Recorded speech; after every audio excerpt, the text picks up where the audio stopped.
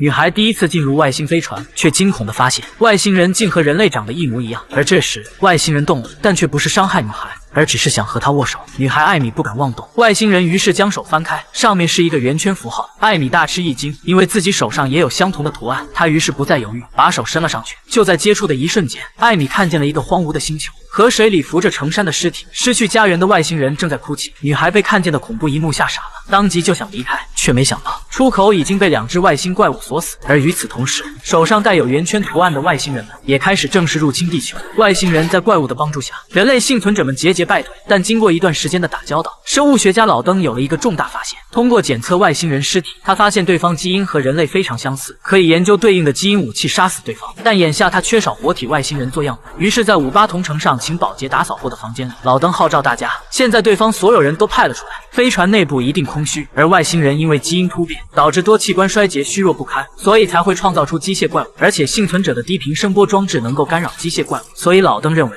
大家此行会非常安全。事不宜迟，大家立刻行动，干掉守卫飞船的机械怪物后，他们顺利的进入了飞船内部。但出乎意料的是，这里一个外星人也没有。一行人继续探查，却没想到竟找到了被外星人带走的艾米。大家赶紧把艾米解救下来，就要离开。可外星人不知何时已经包围了这里，一行人只能拼死突围。在死伤大半后，终于把艾米带了回来。但老登却感觉到了一丝不对劲，对方明明可以把幸存者们全部歼灭，为何还会让几人带着艾米回来呢？老登于是上前询问艾米是否能提供一些外星人的信息，自己好做应对措施。但艾米直接一问三不知，随后更是直接走开了。老登更加感觉不对劲了。这时他注意到了艾米的梳子，于是悄悄拿了上面的几根头发带回去进行检测，可结果却令他大吃一惊，艾米的基因序列竟和外星人的一模一样。简单说就是艾米变成了外星人。赶紧将这个消息告诉幸存者首领，首领让老登不要声张，因为刚好可以用艾米来做实验，测试基因武器。可老登心软了，他不想伤害艾米，于是拒绝了首领的建议。但老登没想到的是，他在竭力想保护艾米时，艾米却想杀掉他。原来艾米在飞船时就已经被外星人洗脑成功，决定帮助外星人除掉老登，不让老登的基因武器威胁到对方。于是这天半夜，艾米直接溜进了老登房间，趁老登熟睡，他用剪刀狠狠刺向老登，但是却刺错了地方，老登没有死，而艾米也被闻声赶来的幸存者带走，